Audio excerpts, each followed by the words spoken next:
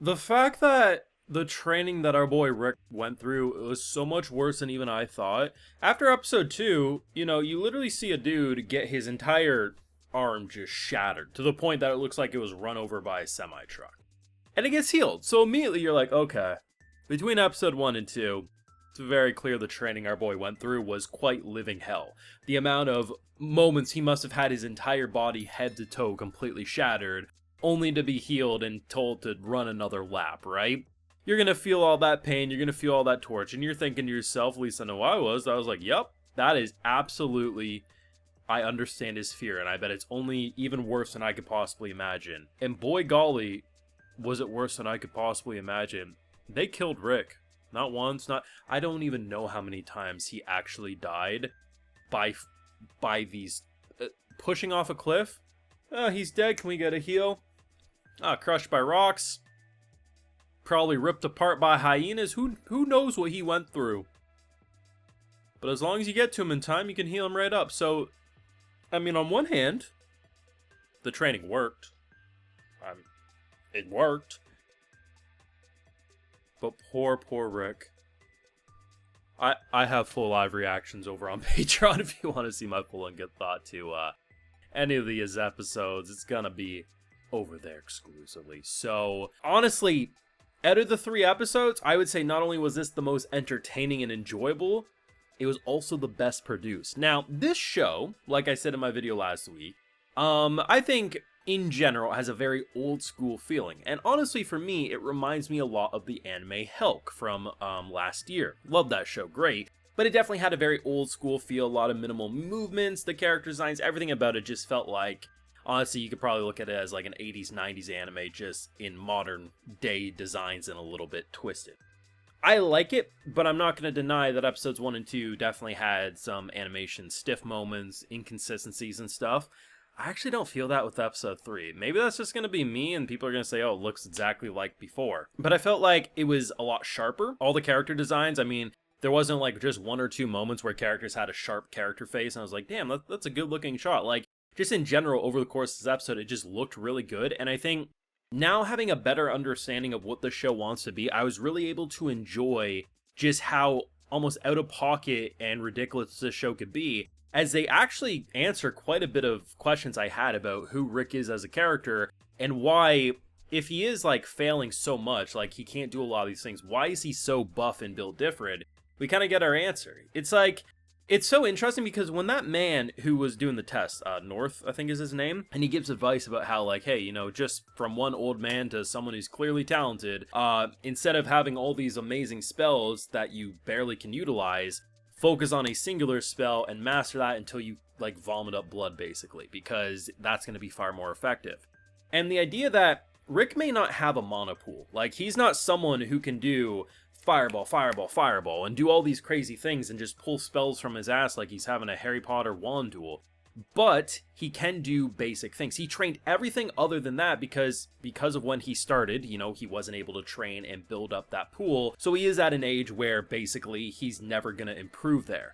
But everything else, the idea of magical defense, his physical resistance, his everything like that, he can do these basic things.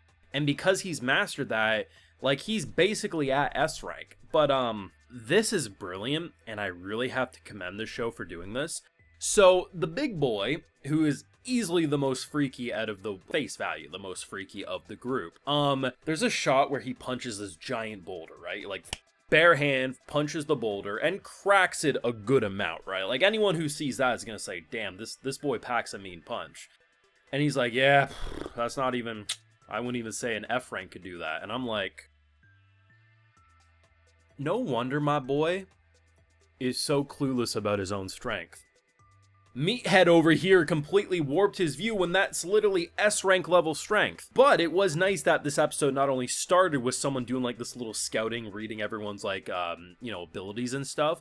The fact that, like, we not only get to physically see him, I thought the gag would be that every time he fought, like, with the sister, right, when that was his first fight and she tripped and fell, all that comedy, and he thought, like, yep, she's definitely skilled, she's doing all these crazy maneuvers, not realizing that she was just tripping and falling. I thought the entire gimmick of this show would be him constantly just assuming people were better than him, and he gets lucky or something like that. And instead, pretty quickly into this fight, he's like, I can beat him. And that was really good, and I think a moment that really defines that this show isn't just going to be the dumb character who doesn't know he's strong. Now, his perception has been warped of what strength is, of course, but I love the fact that he actually had confidence this episode, and watching him beat the living shit out of this man was just brilliant to see, because the animation, not only like when he was like, it's cool because usually when people do elemental attacks, like the fireball will just be here and then it shoots. He cloaks his hand and then uses that element, which was a really cool touch visually. And one of the many things of this episode that really had me saying, you know what, this actually looks like a very visually impressive episode. Still old school feeling, so if you don't like the old school feeling, you're probably not going to change your tune too much.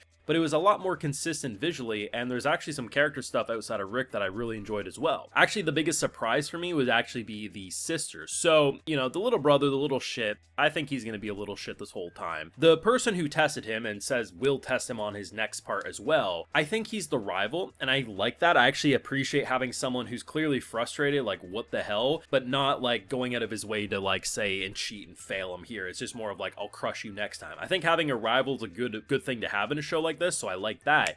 But over the course of this episode, you actually got the impression that the sister was like, she just felt more conflicted as it went on, and I think she was the first one clearly to realize that this man's actually really strong, and the fact that after everyone parts ways, she stops and bows and pretty much thanks him. I mean, it's very clear that she was scared shitless when she got bodied, even more clear after, you know, she's like, haha, you know, rich nobility, this and that. It's clear this was a wake-up call for her, and I'm actually pretty excited to see where her character could go. I mean, at the rate we're going, grandpas and uncles and aunts are going to be, like, they're just going to keep adding family members to keep trying to screw them over at this rate. But seriously, this is great. I think anyone who follows the 3-episode rule, I personally don't. I drop things when I don't like it anymore. That could be 1 minute into an episode. That could be 10 episodes into a season. I just stop watching when I don't like it. But there are many who follow the 3-episode rule, and I think this is the episode that would probably be a make it or break it for many people, and I hope it's a make it for many, because it was the best produced in my opinion, the most fun, and it actually answers a lot about Rick's upbringing and makes the future of the show so much better now that we know Rick's not just going to be this character who's always like, wait, what? How'd this stupid move? He's actually a lot more, you know, intelligent than we were led to believe over the first couple of episodes. Still going to be a funny, goofy show, but very clearly more than meets the eye with meathead muscle guy who doesn't know his own strength. Let me know what you thought of this episode down below. Do you agree with me it was the best produced and most entertaining? Let me know. Be sure to leave a like if you enjoyed, subscribe if you're new around here, of course, ring that bell. And of course, like I mentioned, we have those full live reactions over on Patreon, and hey, while you're over there, I'll also give you a video shout out. Alright, so today we have June 96, Miguel Francis, Dark Lord Dashi, Kim Andre Olsen, Gavin Lee, and we also have Dread Seeds. I appreciate the support, everyone. Please take care. Y'all have a good one.